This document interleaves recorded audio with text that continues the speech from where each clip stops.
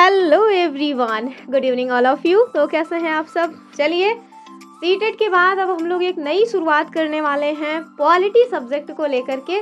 अगर आप किसी भी एग्ज़ाम की प्रिपरेशन कर रहे हैं तो अगर वहाँ पॉलिटी पूछी जाती है तो ये क्लासेस आपके काम की हैं। स्टार्ट से एंड तक यदि आप क्लास को देखेंगे तो आप समझिए कि पॉलिटी में उन सारी चीज़ों की जानकारी आपको हो जाएगी जो हमारे एग्ज़ाम के पॉइंट ऑफ व्यू से महत्वपूर्ण है। आपको विद्वान नहीं बनना है, आपको एग्ज़ाम क्रैक करना है, तो इस हिसाब से वो सारे महत्वपूर्ण पॉइंट्स आपको यहाँ देखने को मिलेंगे जहाँ से बार बार एग्जामिनर घुमा घुमा करके क्वेश्चंस पूछते हैं। तो चलिए स्टार्ट करते हैं आज की वीडियो। और यदि पहली बार चैनल पे आए हैं तो सब्सक्राइब तो बिल्कुल करना मत ही भूलिएगा। चलिए स्टार्ट कर रहे हैं। पहला टॉपिक है हमारा संवैधानिक इतिहास और निर्माण। देखिए, यदि आप ये जानना चाहते हैं कि हमारे यहाँ जो संविधान है वो क्यों बना, तो इसके पीछे आपको कारण जानना पड़ेगा कि आखिर क्या परिस्थितियां विद्यमान थी उस समय जिसकी वजह से संविधान जैसे व्यवस्था की हमको आवश्यकता पड़ी। क्योंकि जब तक संविधान नहीं था उसके पहले भी देश तो चल ही रहा था, शासन तो था ही ना। आप देखिए, हमारे यहाँ प्राचीन काल में जो हिंदू शासक थे उनका शासन चल रहा था।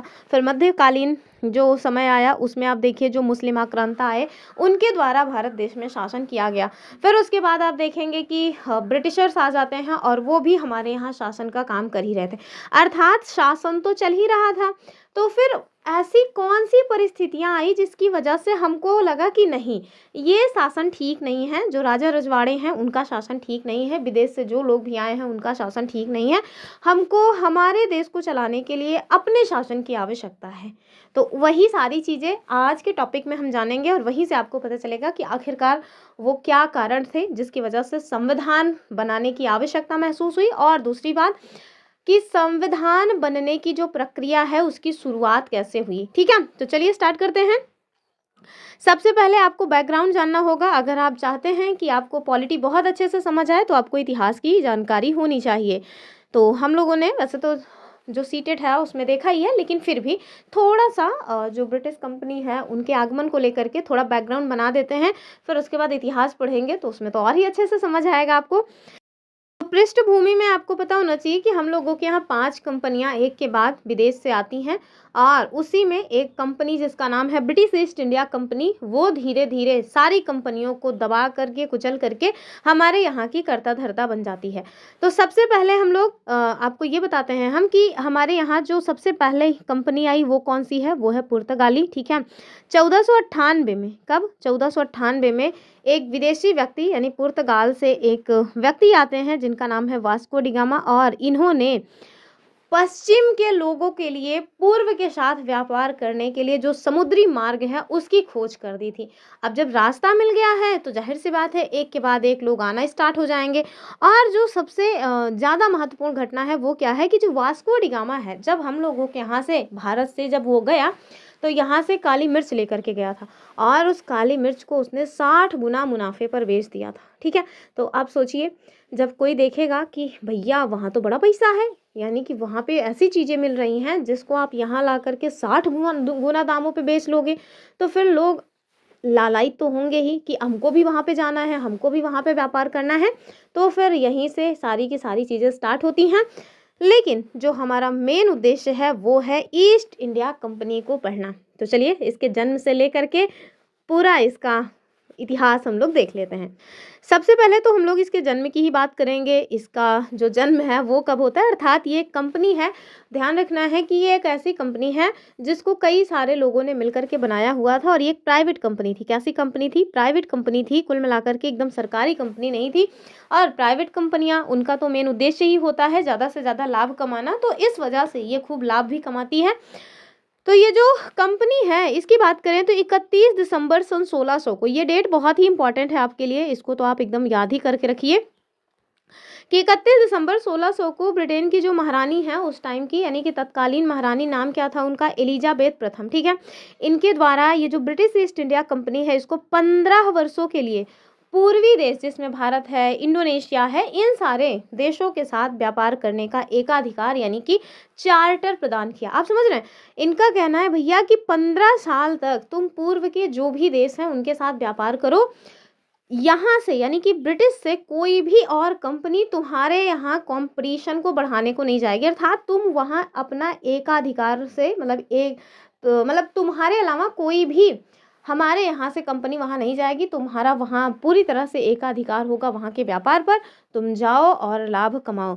तुम्हारा जो कंपटीशन होगा वो पूर्व के जो लोकल व्यापारी हैं उनसे होगा, लेकिन ब्रिटिश ईस्ट इंडिया कंपनी का कंपटीशन किसी भी ब्रिटिश कंपनी से नहीं होगा। इसी को कहा गया एकाधिकार। ठीक है, तो 31 दिसंबर 1600 को जो ये कंपनी है इसको 15 सालों के लिए पूर्वी देशों के साथ व्यापार करने का एकाधिकार मिल गया। अब एकाधिकार मिल गया तो आप समझ ही रहे हैं कि कंपटीशन केवल और केवल कहाँ के लोगों से रह गया, केवल लोकल लोगों से रह गया। और लोकल लोग जो है वो आप देखिए एक ही टाइप की वस्तु बना रहे हैं, एक ही टाइप की चीज़ जो है वो मतलब खरीद बेच रहे हैं। तो जब कोई नया व्यक्ति आएगा तो वहाँ से कुछ चीज़ों को लाएगा, उसको खरीदेगा, बेचेगा। तो इससे क्या होता है कि अगर आपका कंपटीशन केवल वहाँ के लोकल लोगों से है तो आपको लाभ मिलने की जो गुंजाइश है वो थोड़ा ज़्यादा रहती है, क्योंकि अगर आप कोई नया चीज़ ले करके आएंगे तो लोग आकर्षित तो होंगे ही, और अगर आपको मतलब बेचने का तरीका आता है तो फिर समझ ही सकते हैं आप। ठीक है, तो वही हुआ। देखिए उस समय जो है जब ये कंपनी बनी, जब इसको एकाधिकार प्राप्त हुआ तो उसका नारा था कि भैया भूभाग नहीं केवल व्यापार, यानी कि हमको किसी के भूभाग से मतलब नहीं है, हम किसी की ज़मीन पे कब्जा करने नहीं जा रहे हैं, हमारा जो मेन उद्देश्य है वो क्या है, लाभ कमाना है। ठीक है, तो जब ये कंपनी बनी तब तो इसका मेन उद्देश्य था केवल और केवल प्रॉफिट गेन करना, लेकिन धीरे धीरे जो है नीयत इसकी बदलेगी। चलिए आगे देखिए, सबसे पहले भारत देश में कब आता है, तो ये भी तो पता होना चाहिए कि भारत देश में आखिरकार इस पहली बार दस्तक कब देती है ये कंपनी। तो एक घटना आपने जरूर पढ़ा होगा, खूब इसको मतलब टीचर्स रटा देते हैं, पर आपको रटना नहीं है, बस कहानी के माध्यम से समझते जाना है कि भारत में पहली बार जो दस्तक है वो कब देती है। तो 1600 में बन गई, 8 साल के बाद ये भारत में आती है कि और पहला व्यक्ति जो वहाँ से आया था वो कौन था, वो था कैप्टन हॉकिंस। ठीक है, ये अपना जहाज़ लेकर के सूरत जो गुजरात का बंदरगाह था वहाँ पर पहुँचता है। आपको याद है मैंने आपको बताया हुआ था कि जो सूरत बंदरगाह है उसको एक उपाधि दी जाती थी, मक्का का प्रवेश द्वार। याद है कि भूल गए इतनी जल्दी, भूलिए मत, बहुत महत्वपूर्ण है। क्योंकि अगर हो मतलब भगवान ना करे लेकिन अगर इस बार सीटेट नहीं निकला तो जो मतलब जुलाई के आसपास ना हमेशा ही दोबारा से सीटेट होता है, तो जुलाई अगस्त में फिर आएगा, तो याद रहना है। ठीक है, ऐसा नहीं कि जो पढ़ लिया उसको भूल जाइए, भूलिए मत। चलिए, तो गुजरात में सूरत बंदरगाह पर ये जो कैप्टन हॉकिंस हैं वो पहुंचते हैं, और ये पहले अंग्रेज हैं जो कि मुगल बादशाह जहांगीर के दरबार में हाजिरी लगाते हैं, और सबसे बड़ी बात फारसी में बातचीत करके क्या करते हैं, जहांगीर को लट्टू कर देते हैं, यानी कि जहांगीर का एकदम दिल जीत लेते हैं, उनके कलेजा एकदम हरियर हो जाता है जहांगीर के। ठीक है, तो वही चीज़ है। चलिए यहाँ से क्वेश्चन बनता है इतिहास वाले सेगमेंट में कि जब ब्रिटिश ईस्ट इंडिया कंपनी बनी थी तब मुगल साम्राज्य का शासक कौन था। तो आप अभी मैंने आपको बताया कि 31 दिसंबर 1600 में बनी है। 1600 के आसपास हमारे यहाँ जो अकबर हैं वो शासक थे। कौन थे, अकबर जो है वो शासक थे, लेकिन अकबर की 1605 में मृत्यु हो जाती है।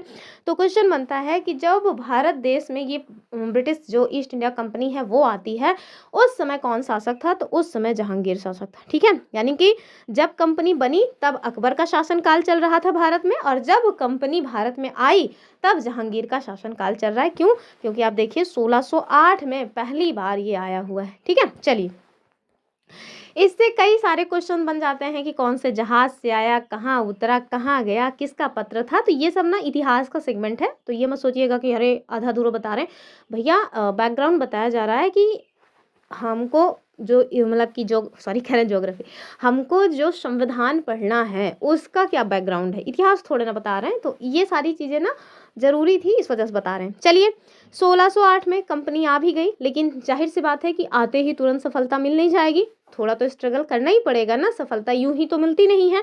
इनके साथ भी वही हुआ। 1608 में आने के बाद आप देखिए 1613 से 1615 के मध्य इनको पहली सफलता मिलती है। क्यों, क्योंकि पहले से ही चूंकि हमारे यहाँ अरब और पुर्तगाली ये पहले से ही व्यापार कर रहे हैं, और जब अगर कोई पहले से ही व्यापार कर रहा है और नया कोई आएगा तो जाहिर सी बात है विरोध तो होगा ही। आज आप खुद ही देखिए, अगर आप लोग पहले से ही कोई व्यापार कर रहे हैं और बाहर से कोई आया और कहने लगा कि हम भी यहाँ व्यापार करेंगे, बुरा तो लग ही जाएगा, कहेंगे नहीं ऐसा नहीं होगा, तो विरोध तो करेंगे ही आप। तो वही हुआ इनके साथ भी कि शुरुआत में जो है ना पुर्तगालियों का, अरबों का, इन सब का बहुत ज़्यादा विरोध हुआ। इस वजह से ये जो ब्रिटिश ईस्ट इंडिया कंपनी है वो सफल नहीं हो पाई, तो इसको समय लग गया। देखिए इनको 5 साल लग गए अपने पैर जमाने में पहली सफलता प्राप्त करने में, क्योंकि 1608 में आए और 1613 से 15 के मध्य इनको पहली सफलता हासिल होती। ठीक है, क्यों, मैंने बता ही दिया कि स्टार्टिंग में इनको काफ़ी विरोध का सामना करना पड़ा, ना केवल पुर्तगालियों से बल्कि जो हमारे यहाँ अरब व्यापारी थे उनसे भी इनको विरोध का सामना करना पड़ा। चलिए आगे देखेंगे, आगे चल करके मतलब 1613 में जो अंग्रेज हैं इन्होंने अपनी पहली स्थायी फैक्ट्री कहाँ पे लगाई, सूरत में। ये क्वेश्चन खूब बनता है कि पहली स्थायी फैक्ट्री इनके द्वारा कहाँ पे लगाई जाती है, तो आप याद रखना सूरत में। ठीक है, फिर आगे एक और व्यक्ति का नाम जो इम्पोर्टेंट है, कब की घटना है, 1615, नाम इनका जाने रहिएगा, सर थॉमस रो। ये जो है ना जेम्स प्रथम के राजदूत बन करके कहाँ आते हैं, जहांगीर के दरबार में आए और मुगल साम्राज्य के सभी भागों पर व्यापार करने और फैक्ट्री खोलने का शाही फरमान प्राप्त किया। अरे सोचिए, पहले इतनी क्या जल्दी थी जहांगीर को, मतलब कुछ दिन जानते समझते इनको थोड़ा सा इनकी जो नीयत है उसको परखना चाहिए था, लेकिन इन्होंने कहा ना, ले जा बेटा, सब अपने बाप का ही है, पूरा साम्राज्य तुम्हारा, जहाँ मन करे तुम वहाँ फैक्ट्री खोल लो। ठीक है, और यही हुआ। जो मुगल साम्राज्य का जो भी हिस्सा था इनको बोल दिया गया, भैया कि तुम्हारा जहाँ मन करे तुम वहाँ पे अपनी फैक्ट्री खोलो, व्यापार करो, एकदम धड़ल्ले से व्यापार करो, कोई चिंता की बात नहीं है। ठीक है, आगे देखिए, धीरे धीरे अब जो है यहाँ पे एक कहावत लागू होगी कि उंगली पकड़ाए थे तुमने तो पूरा का पूरा हाथ ही पकड़ लिया। तो आप देखिए, जो मुगल साम्राज्य के शासक यानी कि जहांगीर हैं, उन्होंने इनको उंगली तो पकड़ा दिया। कैसे उंगली पकड़ाया, कह दिया कि मुगल साम्राज्य के अधीन जितने भी भाग हैं तुम वहाँ कहीं पर भी अपना व्यापार जो है वो स्थापित कर सकते हो, लेकिन जो कंपनी के लोग हैं उनकी नीयत तो पहले से ही खराब चल रही है। तो कैसे धीरे धीरे व्यापार करते करते वो सत्ता की ओर उनका जो लालच है वो बढ़ता है, ये आप देखिए। तो धीरे धीरे जो कंपनी है ये बम्बई, मद्रास और कलकत्ता में मतलब कि जो महत्वपूर्ण जगह थी वहाँ पे अपना पैर जमा लेती है। आगे देखिए, धीरे धीरे समय कटता गया, आता है 1707 का समय। ठीक है, 1707 ये वो समय है जब मुगल साम्राज्य के अंतिम प्रतापी या ये कहेंगे प्रभावशाली शक्तिशाली शासक की हो जाती है मृत्यु। क्यों, क्योंकि औरंगजेब जो है ना वो मुगल साम्राज्य का अंतिम मतलब मजबूत शासक माना जाता है। उसके बाद जो भी इनके उत्तराधिकारी हुए सब वीक थे, कमज़ोर थे, उनके अंदर इतना टैलेंट, इतनी शक्ति नहीं थी कि वो इतने बड़े साम्राज्य को संभाल सके। तो 1707 में औरंगजेब की हो गई मृत्यु और इससे मुगल सत्ता हुई कमज़ोर, और यहीं से जो कंपनी है उसने व्यापारी का चोला उतार करके शासक या राजा बनने का जो चोला है वो पहनना शुरू कर दिया। यानी कि उसने सोचना स्टार्ट कर दिया कि अब तो अपन ही शासक बनेगा, अपन ही राजा बनेगा। ठीक है, चलिए आगे देखेंगे। जो टर्निंग पॉइंट आता है वो कब आता है, ये भी आप जाने रहिएगा। ये आता है 1757 के प्लासी के युद्ध में। बहुत महत्वपूर्ण है ये पॉइंट। लेकिन ये जो 1757 का युद्ध है ये कोई ऐसा युद्ध नहीं था कि मतलब एकदम निष्पक्ष तरीके से लड़ाई करके जीता गया हो। ये एक तरह से मैच फिक्सिंग था। ठीक है, क्या था, मैच फिक्सिंग था, यानी कि पहले से ही सारी चीज़ें तय थी कि कौन जीत जाएगा। और ये तय कैसे हुआ था, क्योंकि जो सिराजुद्दौला हैं इनके सेनापति नाम क्या था उनका, मीर जाफर। ठीक है, क्या नाम था, मीर जाफर। ये जो मीर जाफर है ये पहले से ही जाकर के अंग्रेजों से मिल गया था कि आप हमको मतलब बंगाल का नवाब बनाना, हम सिराजुद्दौला को पराजित करने में आपकी मदद करेंगे। और यही हुआ। 1757 का जो प्लासी का युद्ध था उसमें सिराजुद्दौला जो कि सेनापति था वो अपनी सेना लेकर के शामिल ही नहीं हुआ लड़ाई में। फिर फाइनली जो सिराजुद्दौला है वो पराजित हो जाते हैं। ठीक है, तो नींव तो यहीं से पड़ गई। लेकिन उसके बाद भी 3 शक्तियां थी जो थोड़ा पावरफुल थी और उनको आगे निपटा देंगे। ठीक है, तो ध्यान रखिएगा जो 1757 का प्लासी का युद्ध है ये अंग्रेजों की भारत की राजनीति में पहला कदम माना जाता है। फिर आगे आप देखिए 1764 सबसे बड़ा जो गेम चेंजर है वो यही साबित होता है, बक्सर का युद्ध। क्यों, क्योंकि 1757 तो मैच फिक्सिंग की तरह था, लेकिन 1764 का जो बक्सर का युद्ध है इसमें 3 जो उस समय की शक्तिशाली साम्राज्य था, साम्राज्य नहीं कहेंगे, शक्तिशाली जो राज्य थे, शक्तिशाली जो शासक थे, उनको एक साथ ही अंग्रेज पराजित कर देते हैं। ठीक है, और वो 3 बड़ी शक्तियां कौन सी हैं, एक तो मुगल बादशाह था, दूसरा अवध के नवाब और तीसरा बंगाल के नवाब। इन तीनों को ही एक साथ जो बक्सर का युद्ध है उसमें ब्रिटिश ईस्ट इंडिया कंपनी के द्वारा पराजित कर दिया जाता है और यहीं से ये तय हो जाता है कि अब शासन का काम किसके हाथ आ जाएगा, ब्रिटिशर्स के हाथ आ जाएगा। और हुआ भी यही। ध्यान रखिएगा 1764 में बक्सर के युद्ध के बाद एक संधि होती है और उसका नाम है इलाहाबाद की संधि। कौन सी संधि? इलाहाबाद की संधि। और इस इलाहाबाद की संधि के तहत जो अंग्रेज हैं उनको बंगाल, बिहार और उड़ीसा की दीवानी मिल गई, अर्थात उनको टैक्स वसूल करने का अधिकार मिल गया। कहाँ से? बंगाल, बिहार और उड़ीसा से। अब आप सोचिए उस समय बंगाल जो है मतलब बहुत ही धनवान स्टेट था। जिसके पास बंगाल की दीवानी मिल जाए समझिए उसको धन की कभी कमी हो सकती है नहीं ना। तो अब पहले से ही मतलब ये दिमागी पहले से ही थे, साथ में पैसे की अभी अब कोई कमी नहीं रह जाएगी और दीवानी मिल ही गई है।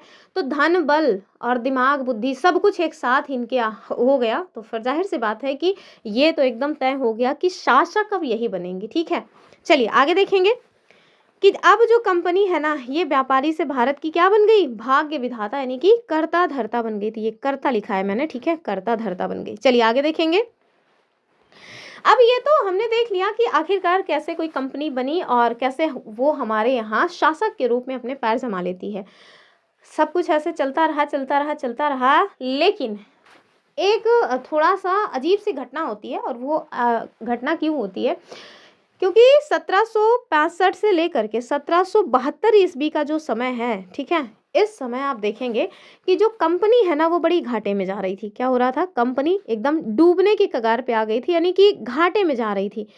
और जो कंपनी के कर्मचारी हैं वो दिन प्रतिदिन बहुत अमीर होते जा रहे थे। और ऐसा हो क्यों रहा था? क्योंकि बहुत ज़्यादा भ्रष्टाचार बढ़ गया था। तो जब कंपनी डूब रही है लेकिन कंपनी के कर्मचारी बहुत तगड़े से मतलब मजबूत हो रहे हैं, मजबूत होने का मतलब एकदम धनवान हो जा रहे हैं। जब वो यहाँ से जाते हैं ब्रिटेन में तो वहाँ के लोग जो है वो चकाचौंध हो जाते हैं कि अरे ये क्या बात हुई।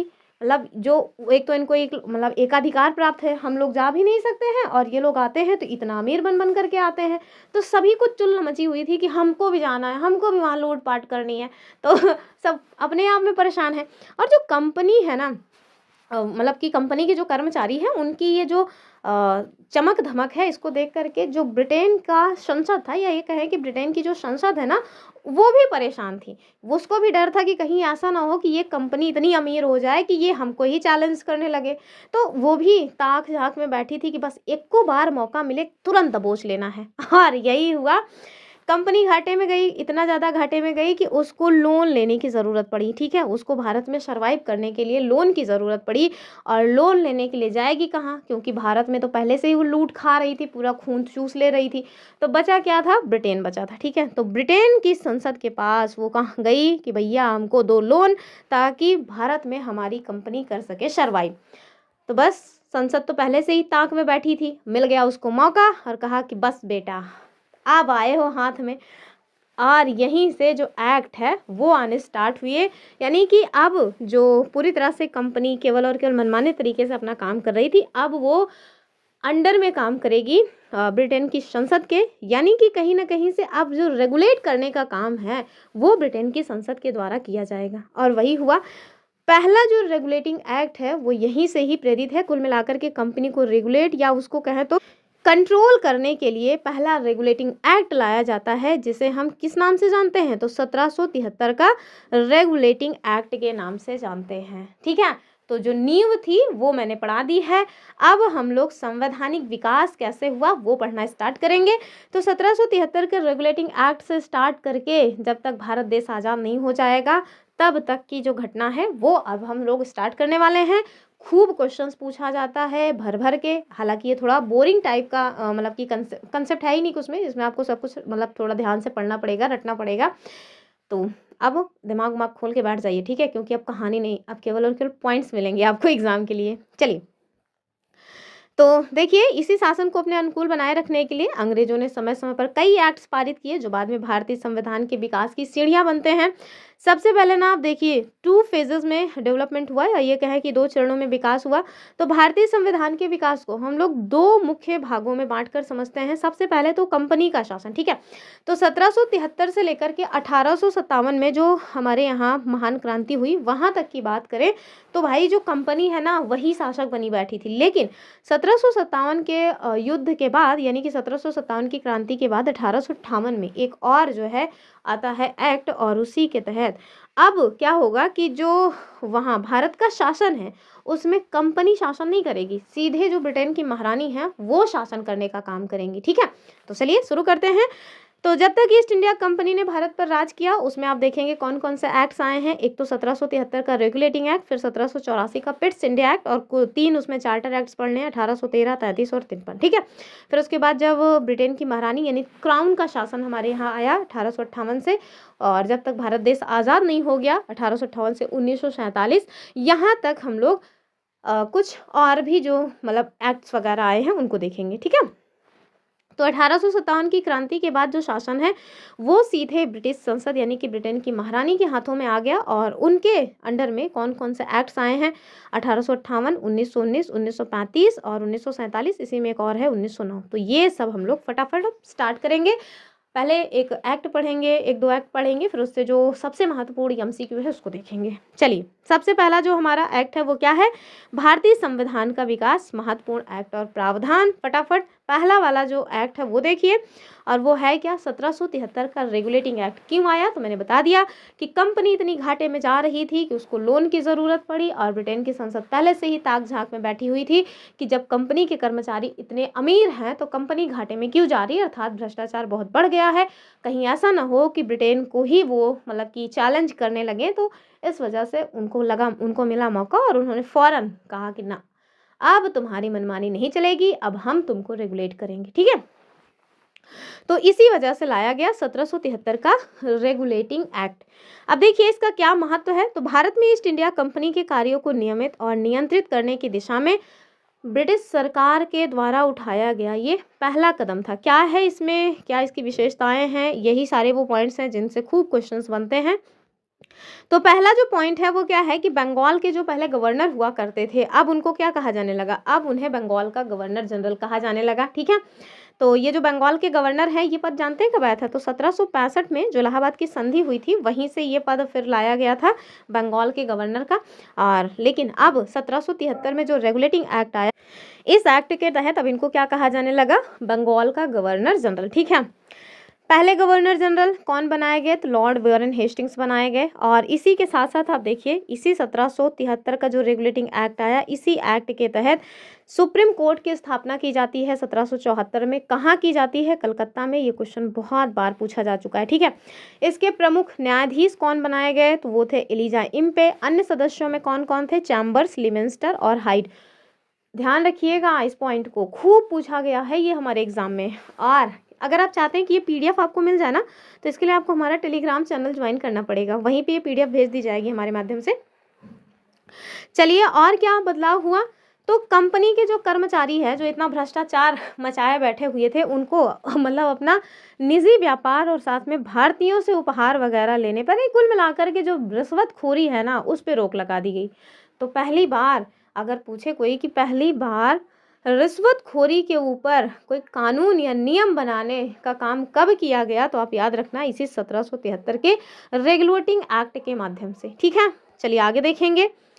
फौरन कमेंट मतलब कि कमेंट कीजिए इस वाले क्वेश्चन का उत्तर कि किस अधिनियम के तहत कलकत्ता में उच्चतम न्यायालय की स्थापना की गई। बताइए, 1833 का चार्टर एक्ट, या फिर 1773 का रेगुलेटिंग एक्ट, या फिर पिट्स इंडिया एक्ट 1784, या फिर 1858 का भारत शासन अधिनियम। आप सोच रहे होंगे अरे मैम अभी अभी तो पढ़ा, अभी तो कोई कंफ्यूजन ही नहीं हो सकता कि 1773 का जो रेगुलेटिंग एक्ट है, इसी के तहत कलकत्ता में जो उच्चतम न्यायालय है उसकी स्थापना की गई। और कब की गई, 1774 ईस्वी में। चलिए आगे देखेंगे। अगला जो हमारा एक्ट आएगा वो कौन सा है, पिट्स इंडिया एक्ट। कब आया है, 1784 में आया है। और ये जो पिट्स इंडिया एक्ट है, इसमें आप देखिए द्वैध शासन की शुरुआत होती है। तो कंपनी के जो मामले हैं ना, उनको 2 भागों में डिवाइड किया गया। पहले क्या काम करता था, मतलब कंपनी का क्या काम था कि वो व्यापारिक और राजनीतिक दोनों ही मामलों को अकेले देखा करती थी। लेकिन अब 2 संस्था बनाई गई, एक तो BOD यानी कि बोर्ड ऑफ डायरेक्टर्स और दूसरा BOC यानी कि बोर्ड ऑफ कंट्रोलर। ये जो BOD है इसका काम क्या था, व्यापारिक मामलों के लिए इसका जो काम था वो था, और जो बोर्ड ऑफ कंट्रोलर है वो राजनीतिक मामलों के लिए जो है उत्तरदायी थी कुल मिलाकर के। ठीक है, तो आप याद रखना कि 1784 के पिट्स इंडिया एक्ट के माध्यम से 2 संस्था बनाई गई, एक तो बोर्ड ऑफ डायरेक्टर्स और दूसरा बोर्ड ऑफ कंट्रोलर। और जो बोर्ड ऑफ डायरेक्टर्स है ये व्यापारिक मामलों को देखती थी और कंट्रोलर जो है ये राजनीतिक मामलों को देखने का काम करती थी। आगे देखिए, पता है ये जो कंपनी को एकाधिकार मिला हुआ था इसका विरोध तो खूब चल ही रहा था। तो आगे आप देखिए एक और चार्टर अधिनियम आता है 1813 में, और इस चार्टर अधिनियम में जो कंपनी का भारत के साथ व्यापारिक एकाधिकार मिला हुआ था उसको समाप्त किया गया, लेकिन पूरी तरह से समाप्त नहीं किया गया। पूर्व के साथ जो इनका चीन, चाय और अफीम का, मतलब चीन इट मीन समझ रहे हैं, चीन जो देश है उसके साथ इनको व्यापार करना है, चीनी का व्यापार करना है या फिर अफीम का व्यापार करना है या फिर चाय वगैरह का व्यापार करना है, तो इन सारे व्यापारों पर इनको अभी भी एकाधिकार मिला हुआ था, और ना केवल मिला था बल्कि 20 साल के लिए बढ़ा भी दिया गया था। ठीक है, यानी कि 20 साल तक और तुमको इन सारी चीज़ों पे क्या मिला रहेगा, एकाधिकार मिला रहेगा। तो पहला ना क्वेश्चन बन जाता है कि सर्वप्रथम जो कंपनी है उसका व्यापारिक एकाधिकार समाप्त कब किया गया था, 1813 में। एक क्वेश्चन और बनता है पूरी तरह से समाप्त कब किया गया था, तो उसको हम लोग आगे देखेंगे। ठीक है, तो ये क्वेश्चंस कंफ्यूज करते हैं आपको एग्जाम में, इस वजह से मैं थोड़ा जोर दे करके बता रही हूँ कि मतलब आंशिक रूप से व्यापारिक एकाधिकार को समाप्त किया गया था 1813 के चार्टर एक्ट के माध्यम से। इनके पास अब केवल और केवल चीन के साथ और जो मतलब कि चाय का व्यापार है, चीनी का व्यापार है या फिर अफीम का व्यापार है, इस व्यापार पे एकाधिकार बना रहा। आगे देखिए, ये खूब पूछा जाता है कि भारत देश में सर्वप्रथम जो ईसाई मिशनरी हैं उनके आगमन की जो शुरुआत है वो किस एक्ट के माध्यम से होती है, तो यही 1813 का जो चार्टर अधिनियम है इसी के तहत जो ईसाई पादरी हैं इनको भारत में अपने धर्म प्रचार की आज्ञा मिल गई, तुम अपना धर्म प्रचार करो, अपने एजुकेशन को यहाँ पे फैलाने का काम करो, ये सब काम ये लोग आकर के यहाँ करने लगे। ठीक है, एक को बार मैंने कहा नहीं, अब कह रही हूँ भैया सब्सक्राइब करके थोड़ा वीडियोस को शेयर वेयर कर दिया करिए। फिर देखिए ये हो गया। अब जो 1813 का चार्टर एक्ट है उसमें मैंने आपको बताया कि इनको कुछ स्पेसिफिक चीज़ों के लिए 20 साल तक क्या कर दिया गया था, व्यापारी में जो इनका व्यापारिक एकाधिकार है उसको बढ़ा दिया गया था। लेकिन 1833 का जो चार्टर अधिनियम आता है उसमें अब पूरी तरह से इनका जो व्यापारिक एकाधिकार है वो समाप्त हो जाएगा। और एक चीज़ और होता है कि जो उस समय बंगाल के गवर्नर जनरल थे अब उनको पूरे भारत का गवर्नर जनरल कहा जाने लगा। ठीक है, तो 1833 के चार्टर अधिनियम में सबसे बड़ा जो प्रावधान है वो क्या है कि पहले जो बंगाल के गवर्नर जनरल थे अब उनको पूरे भारत का गवर्नर जनरल कहा जाने लगा। और सबसे बड़ी चीज़ जो खूब हमारे एग्जाम में बनता है कि लॉर्ड विलियम बेंटिक ये भारत के पहले गवर्नर जनरल बनते हैं। ठीक है, आगे देखिए, व्यापार पे पूरी तरह से समाप्ति लग गई, पूरी तरह से व्यापारिक एकाधिकार समाप्त हो गया और इसके साथ साथ अब कंपनी केवल और केवल प्रशासनिक निकाय बन करके रह गई। ठीक है, ये बहुत महत्वपूर्ण पॉइंट है। आगे देखिए, एक विधि आयोग बनाया गया कानूनों को वर्गीकरण करने के लिए। लॉर्ड मैकाले की अध्यक्षता में पहला विधि आयोग जो है उसका गठन किया गया। ये भी खूब पूछा जाता है कि पहले विधि आयोग का गठन कब किया गया और उसके अध्यक्ष कौन थे, तो ये थे मैकाले। दास प्रथा की भी समाप्ति की गई और कब किया गया, 1843 में। ठीक है, चलिए आगे देखेंगे। क्वेश्चन पूछा जा रहा है कि किस अधिनियम के द्वारा बंगाल के गवर्नर जनरल को पूरे भारत का गवर्नर जनरल बना दिया गया। अभी हमने देखा 1833 का चार्टर एक्ट यानी ऑप्शन बी। ठीक है, बताइए मतलब समझ आ रहा है कि नहीं, पता चला हम बस बताए जा रहे हैं आपको कुछ समझ नहीं आ रहा। बताइए समझ आ रहा है कि नहीं आप लोगों को, कमेंट करके। मैं लाइव चैट में एक्टिव हूँ, आप लोग फटाफट कमेंट करिए तो मैं देखूँ और ये भी देखूँ ना, आप लोग कमेंट करिएगा, मुझे ये भी पता चलेगा कि कौन कौन लोग हैं जो सीटेट की क्लासेस हमसे किया करते थे और अब यूपी टेट और या ये कहें कि पॉलिटी के लिए हमारी क्लासेस को देख रहे हैं, तो मुझे थोड़ा आइडिया रहेगा। चलिए आगे देखिए, तो लॉर्ड विलियम बेंटिक ये भारत के पहले गवर्नर जनरल बनते हैं, एकदम याद करके रखिए। फिर आगे देखिए 1800 आपने देखना मतलब आप देख रहे होंगे लगभग 20-20 साल पे ये चार्टर एक्ट्स वगैरह आ रहे हैं। तो 1833 के बाद 1853 में फिर से एक चार्टर अधिनियम आता है। और ये जो यूपीएससी जैसी परीक्षा है, क्या यहीं से स्टार्ट होती है? अभी आगे देखते हैं। चलिए, प्रतियोगी परीक्षाओं की बात करेंगे कि सरकारी सेवाओं में नामजदगी यानी नॉमिनेशन का सिद्धांत खत्म करके जो प्रतियोगी परीक्षा है, इनके आधार पर नियुक्तियों की शुरुआत होती है। जो मैकाले समिति है उसके बारे में देख लीजिए। तो 1854 में इसके लिए मैकाले जो समिति है वो नियुक्ति की जाती है। किसके लिए नियुक्ति की जाती है? तो सरकारी जो सेवाएं हैं यानी कि गवर्नमेंट जो सर्विसेज हैं उसमें केवल और केवल पहले नॉमिनेशन के माध्यम से किसी को भी रख लिया जाता था, लेकिन अब कहा गया कि नहीं भैया, अब हम लोग एग्ज़ाम लेंगे और उसके आधार पर किसी को भी नियुक्त करेंगे या किसी को भी चुनेंगे। चलिए आगे देखिए। तो 1857 में जो महान क्रांति हुई और उस क्रांति के बाद एक और अधिनियम आता है, भारत शासन अधिनियम। कब आया था? 1858 में। और इसके तहत ब्रिटेन की जो महारानी थी उनका एक पत्र आता है, जिसको पढ़ने का काम कौन करता है? तो भाई जो उस समय मतलब 1857 की क्रांति को दबाने में बहुत महत्वपूर्ण रोल प्ले किया था वही, और नाम क्या था उसका? कैनिंग। ठीक है, क्या नाम था? कैनिंग। याद रखिएगा, कई बार क्वेश्चन बन जाता है कि 1857 की क्रांति के दौरान ब्रिटेन मतलब कि यहाँ भारत देश में जो वायसराय गवर्नर जनरल जो है वो कौन था? तो आप याद रखना कि कैनिंग था। यहाँ पे कहीं मैंने नाम दिया हुआ है कैनिंग, एक सेकेंड, ये देखिए कैनिंग। ठीक है, तो ये कैनिंग। तो आपको याद रखना है कि 1857 की क्रांति के समय भारत का जो गवर्नर जनरल था वो कौन था? कैनिंग था। और 1858 में जो महारानी का मतलब पत्र आया था उसको इन्हीं के द्वारा पढ़ा गया था। चलिए, ये जो 1858 का भारत शासन अधिनियम है इसमें क्या क्या परिवर्तन लाए गए? तो शासन का हस्तांतरण हुआ, यानी कि जो भारत का शासन है अब कंपनी से लेकर के सीधे किसके हाथ में दे दिया गया? ब्रिटिश क्राउन यानी कि ब्रिटिश की जो महारानी है ब्रिटेन की, उनके हाथ में चला जाता है। मुगल सम्राट का जो पद है उसको समाप्त कर दिया जाता है, यानी कि मुगल पद को खत्म कर दिया गया। और इसके साथ साथ एक नया पद बनाया गया, भारत का राज्य सचिव यानी कि secretary of state for India. इस नाम का एक नया पद बनाया गया। कब बनाया गया? 1858 के अधिनियम में, बहुत महत्वपूर्ण है। इसके साथ साथ जो गवर्नर जनरल पहले था उसका नाम बदल करके क्या कर दिया गया? वायसराय कर दिया गया।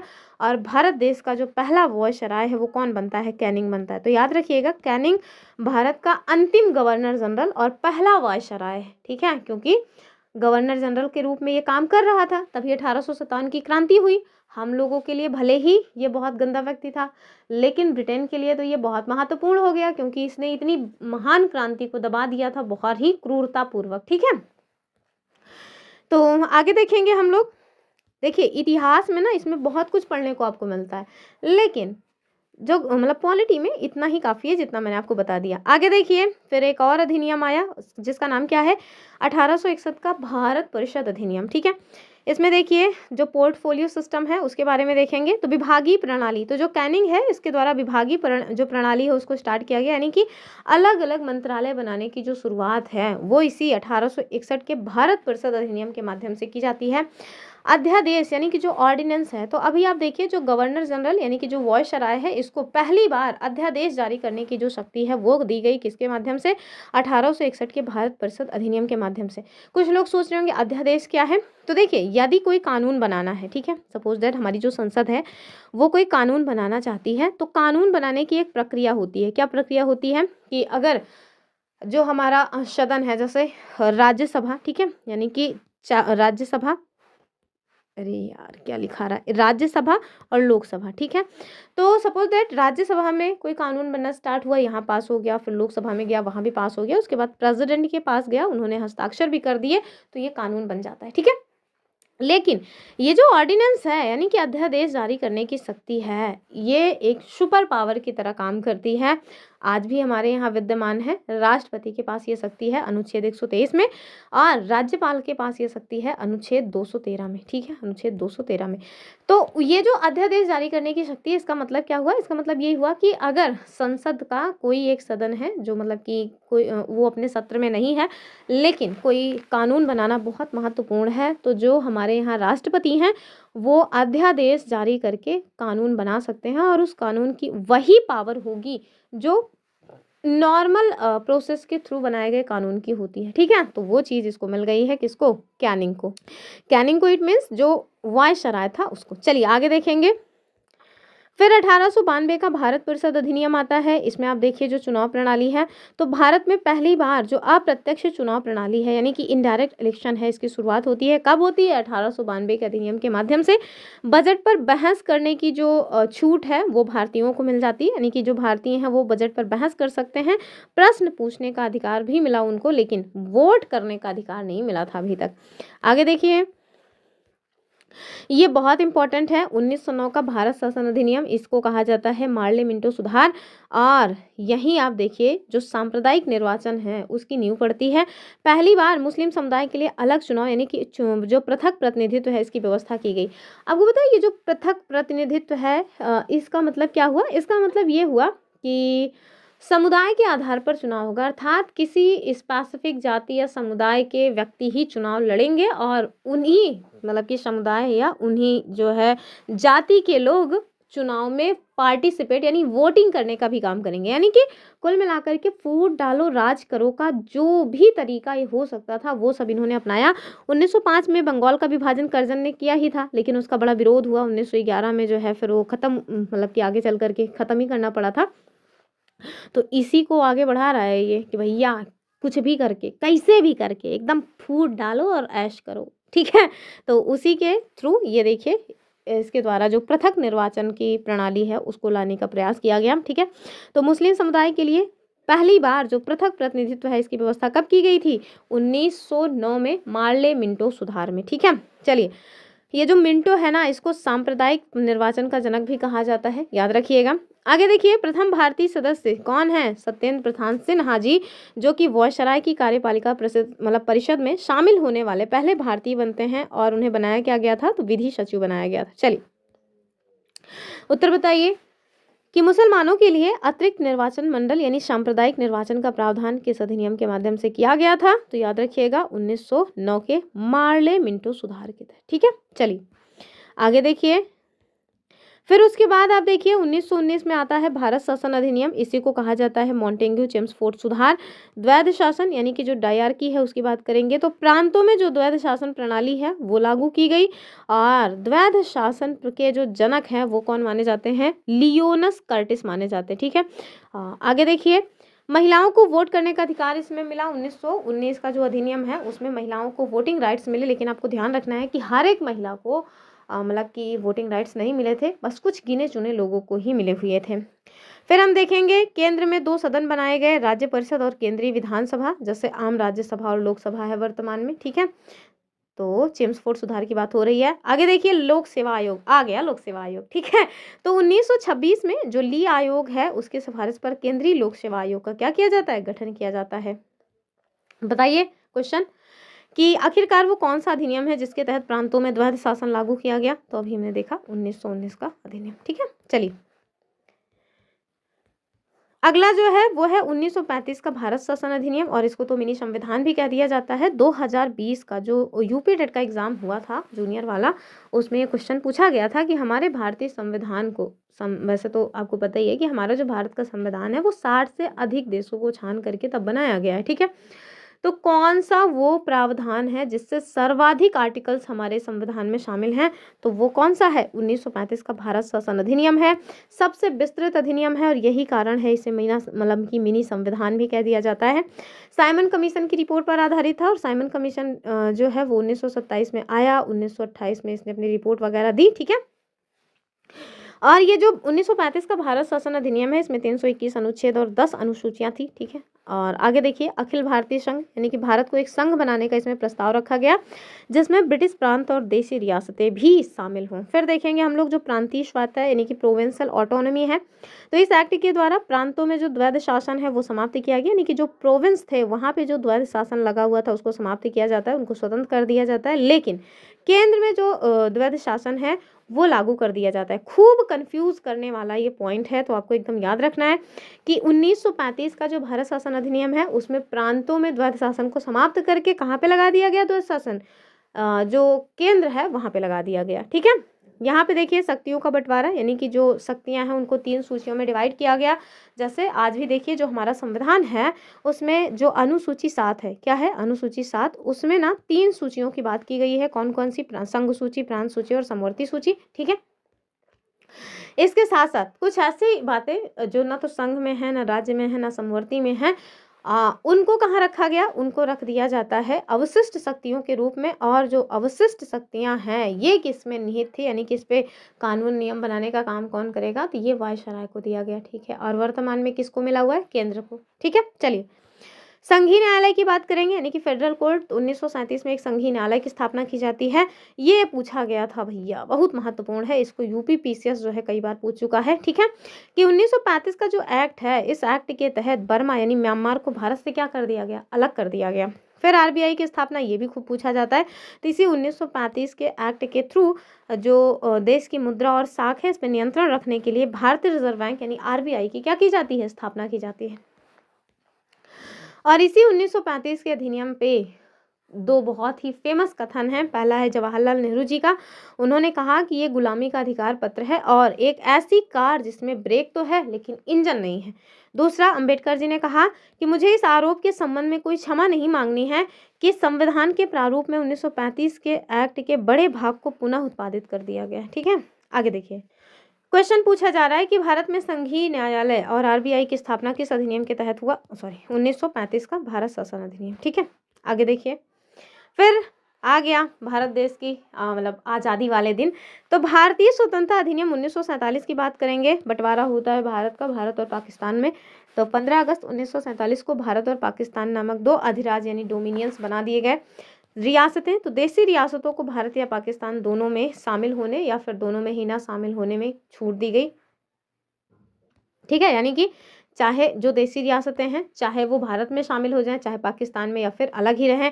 और जब ये अलग हो रहा था भारत और पाकिस्तान, तब भारत देश में 563 रियासतें थी, वैसे 565 थी। ठीक है, 565 रियासतें थी। और ये 565 रियासतों में ज़्यादातर जो रियासतें थी वो तो भारत में शामिल हो गई, भारत पाकिस्तान जिसको जहाँ जाना था। लेकिन 2-3 रियासतें हैं जो बहुत नौटंकी कर रही थी, तो उसके लिए फिर सरदार वल्लभ भाई पटेल और वीपी मेनन जी जो है वो लग करके कहते हैं कि ना बेटा, या तो तुम उसमें जाओगे या इसमें जाओगे, बीच में मतलब खड़े होकर के हम दोनों के बीच टकराव नहीं करवाओगे। और वही हुआ, अंततः फिर सब कुछ हो जाता है। ठीक है, चलिए अब हम ना कुछ एमसीक्यू देख लेते हैं। तो फौरन पहला एमसीक्यू देखिए, आपको उत्तर फौरन देते चलना है। कह रहे हैं कि किस इस अधिनियम के द्वारा ईसाई मिशनरियों को भारत में धर्म प्रचार की अनुमति दी गई? बताइए, क्या ये 1773 का रेगुलेटिंग एक्ट है, 1813 का चार्टर एक्ट, 1835 का चार्टर एक्ट, या फिर 1853 का चार्टर एक्ट? बताइए कमेंट करके। देखिए जो अभी पढ़े हैं याद आ रहा है कि नहीं कुछ? तो अभी बताया हमने 1813 का जो चार्टर एक्ट है उसमें। ठीक है, चलिए आगे देखेंगे। और हाँ, ये वही एक्ट है जिसमें ना शिक्षा के लिए पहली बार 1 लाख रुपए के बजट का भी प्रावधान किया गया था। लेकिन ये जो पूर्व और पश्चात्य विवाद आता है ना एजुकेशन को लेकर के, वो यहीं से शुरू होता है। ठीक है, चलिए आगे देखिए। कह रहे हैं कि ब्रिटिश संसद ने किस अधिनियम के तहत ईस्ट इंडिया कंपनी का व्यापारिक एकाधिकार यानी ट्रेड मोनोपोली पूर्णतः समाप्त कर दिया गया? ये जो शब्द है बहुत महत्वपूर्ण है, पूर्णतः समाप्त किया गया। तो ये 1813 के चार्टर एक्ट में यद्यप समाप्त किया गया था लेकिन पूरी तरह से नहीं। ठीक है, तो ये हो जाएगा 1833 का चार्टर एक्ट, इसी में पूरी तरह से समाप्त कर दिया गया। आगे देखिए, कह रहे हैं कि बोर्ड ऑफ कंट्रोल यानी कि बीओसी और बोर्ड ऑफ डायरेक्टर्स को किस अधिनियम के द्वारा समाप्त कर दिया गया? ठीक है, बनाने की बात नहीं हो रही, समाप्त कब किया गया? तो 1858 का भारत शासन अधिनियम, या फिर 1784 का ईस्ट इंडिया एक्ट, या फिर 1861 का परिषद अधिनियम, या 1919 का अधिनियम? क्या हो जाएगा ये हो जाएगा 1858 का भारत शासन अधिनियम। ठीक है, ऑप्शन ए सही हो जाएगा। आगे देखिए, और हमारा जो अगला क्वेश्चन है, कह रहे हैं कि भारत में विभागीय प्रणाली यानी पोर्टफोलियो सिस्टम या मंत्रालयों की शुरुआत किस अधिनियम के तहत हुई? उत्तर बताने से पहले मैं आपसे एक बात कहना चाहूँगी कि अगर आपको वीडियो पसंद आ रहा है और आप चाहते हैं कि इस तरह की जो वीडियोस हैं वो आगे आती रहें और अन्य लोगों के पास भी ये वीडियो पहुंचनी चाहिए, क्योंकि काफ़ी इन्फॉर्मेटिव है और एकदम देसी तरीके से बताया भी जा रहा है, चीज़ें समझ आ रही, तो आप प्लीज़ वीडियो को हाइप कर दीजिएगा। हाइप करिएगा तो हमको थोड़ा अच्छा लगेगा, हमको उससे पॉइंट्स मिलते हैं और हमें ये फील होगा ना कि हाँ आप लोग हमें सपोर्ट कर रहे हैं। ठीक है, अब हम भी मेहनत कर रहे हैं, तो आप भी अगर थोड़ा सपोर्ट करेंगे तो ये दोनों तरफ से जो है संबंध बरकरार रहेगा। आगे देखिए, तो ऑप्शंस देखिए, 1853 का चार्टर एक्ट, 1861 का भारत परिषद अधिनियम, या फिर 1892 का भारत परिषद अधिनियम, या 1909 का मार्ले मिंटो सुधार। विभागीय प्रणाली की बात हो रही है, बताइए क्या हो जाएगा उत्तर। तो अभी हमने देखा था जो 1861 का भारत परिषद अधिनियम है उसमें ये जो पोर्टफोलियो सिस्टम या मंत्रालयों को अलग अलग बांटने की शुरुआत है वो की गई थी। फिर देखिए अगला क्वेश्चन, कह रहे हैं कि भारतीयों को पहली बार बजट पर बहस करने और प्रश्न पूछने का अधिकार कब मिला, लेकिन ध्यान रखना है वोट करने का अधिकार नहीं मिला है। 1861 के एक्ट में, 92 के एक्ट में, या 1909 या 1919, फौरन कमेंट करके बताइए। तो इसका जो सही उत्तर हो जाएगा वो हो जाएगा 1892 के एक्ट में, यानी ऑप्शन बी वाला। ठीक है, चलिए आगे देखिए। तो देखिए बहस कर सकते थे लेकिन वोटिंग राइट्स नहीं मिले थे। ये क्वेश्चन मोस्ट इंपॉर्टेंट है कि किस अधिनियम के तहत बर्मा यानी म्यांमार को भारत से अलग कर दिया गया। तो 1919 का अधिनियम या 9 का अधिनियम नहीं होगा, 1935 का भारत शासन अधिनियम या फिर 1947 का। याद रखिएगा 1935 का भारत शासन अधिनियम हो जाएगा ऑप्शन सी। ठीक है, तो आपको ना ये जो एक्ट्स वगैरह हैं इसको एक बार इतिहास में भी पढ़ना पड़ेगा। इतिहास में पढ़ने के लिए उसमें ना और भी बहुत सारे पॉइंट्स हैं जो आपको जानने होंगे, लेकिन यहाँ इतना ही काफ़ी है। ठीक है, चलिए आगे देखिए। हमारा जो अगला क्वेश्चन है, कह रहे हैं कि सिविल सेवकों की भर्ती के लिए जो ओपन कंपटीशन की व्यवस्था है वो किस अधिनियम के द्वारा स्टार्ट की गई, यानी कि मुंह दिखाई से अब काम नहीं चलेगा, अब आपको अपना टैलेंट दिखाना पड़ेगा। कह रहे हैं 1833 का चार्टर एक्ट, या फिर 1853 का चार्टर एक्ट, 1858 या फिर 1861 का अधिनियम, बताइए कमेंट करके। तो इसका जो सही उत्तर है वो क्या हो जाएगा, 1853 का चार्टर एक्ट, यानी ऑप्शन बी वाला। ठीक है, तो यही 1853 का जो चार्टर एक्ट है उसी के तहत ये व्यवस्था की गई और 1854 में मैकाले समिति का गठन किया गया। फिर देखिए 1935 के अधिनियम के द्वारा डायरकी यानी कि द्वैध शासन को प्रांतों से हटा करके कहाँ लागू किया गया, मोस्ट इंपॉर्टेंट है, एकदम रट के रखिए, जबान पे होना चाहिए। तो आप देखिए केंद्र में यानी कि सेंटर में लागू कर दिया गया। ठीक है, तो प्रांतों में जो डायरकी थी उसको समाप्त करके कहाँ लागू किया गया, तो केंद्र में। कह रहे हैं कि भारत के पहले वायसराय कौन थे, बताइए। हेस्टिंग्स, विलियम बेंटिंग, कैनिंग या फिर लॉर्ड माउंटबेटन। तभी बताया था कि जो विलियम ये नहीं, लॉर्ड कैनिंग, ये 1857 की क्रांति को दबाने में बहुत बड़ा रोल प्ले किया। तो इसी को क्या बना दिया गया, कैनिंग को ही बना दिया गया पहला वायसराय। ठीक है, फिर पूछ रहे हैं कि किस अधिनियम को मार्ले मिंटो के सुधार के नाम से जाना जाता है। बहुत इंपॉर्टेंट है दोनों ही, मार्ले मिंटो भी और मॉन्टेग्यू चेम्सफोर्ड भी। ठीक है, तो मार्ले मिंटो 1909 वाले को कहते हैं और 1919 वाले को क्या कहते हैं, मॉन्टेग्यू चेम्सफोर्ड सुधार। ठीक है, मॉन्टेग्यू चेम्सफोर्ड सुधार ये इसको कहा जाता है। ठीक, तो इसका जो सही उत्तर है वो हो जाएगा 1909 का अधिनियम, यानी कि मार्ले मिंटो सुधार। चलिए आगे देखिए, बस खत्म हो गया तो आगे क्या देखना है, 10 क्वेश्चन तो टोटल हमने लगभग आपको 15 MCQ सॉल्व कराए और पूरा टॉपिक भी पढ़ा दिया। तो आई होप आपने चीज़ों को देखा होगा, समझा होगा, आपको चीज़ें समझ आई होंगी। समझ आया है तो फिर भैया वीडियो को लाइक ज़रूर करिए और हाइप कर दीजिए ताकि अन्य लोगों तक वीडियो पहुंचे। ठीक है, तो चलिए आज के लिए इतना ही। आई होप आपने वीडियो को एंजॉय किया होगा। फिर मिलेंगे, डेली क्लासेस शाम को 6 बजे अब ऐसे चलती रहेंगी। पूरी पॉलिटी हम लोग समाप्त करेंगे क्योंकि एक टॉपिक ही है हमारा संविधान, इसी में आपको पढ़ना पड़ेगा फंडामेंटल राइट्स, इसी में आपको फंडामेंटल ड्यूटीज़ और इसी में ही जो न्यायपालिका है वो भी पढ़ना पड़ेगा और भी जो चुटर मुटर टाइप की चीज़ें हैं, यानी कि पूरी पॉलिटी हमारे संविधान वाला जो टॉपिक है उसी में ख़त्म करनी पड़ेगी। तो इसी को मद्देनज़र रखते हुए हमने इसको स्टार्ट भी किया है ये सीरीज़। तो आज के लिए इतना ही रखते हैं, फिर मिलेंगे, तब तक के लिए नमस्कार एंड जय हिंद। हाइप करना तो मत ही भूलिएगा।